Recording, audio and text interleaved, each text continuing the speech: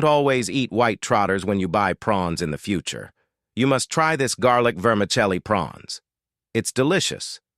My child comes back once a week and orders this dish every time. It's really super delicious.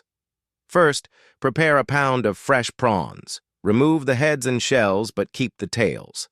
Wrap each into a curled shape like this. Then, cut along the back of each prawn. This makes it easier to absorb flavor. Remove the shrimp vein and discard it. Place them in a large bowl.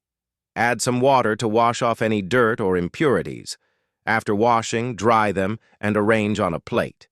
Next, prepare a handful of enoki mushrooms. Cut it in half and just use one portion, as too much can be overwhelming.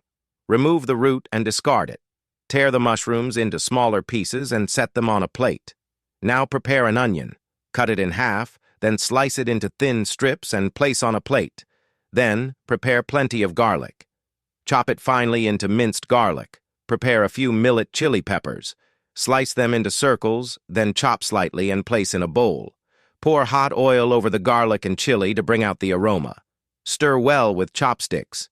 Season with 2 tablespoons of light soy sauce, oyster sauce, a bit of salt, sugar, and chicken essence. Mix well, set it aside. Next, prepare a casserole dish. Heat a bit of cooking oil in the pan. Add the onion and stir-fry until fragrant.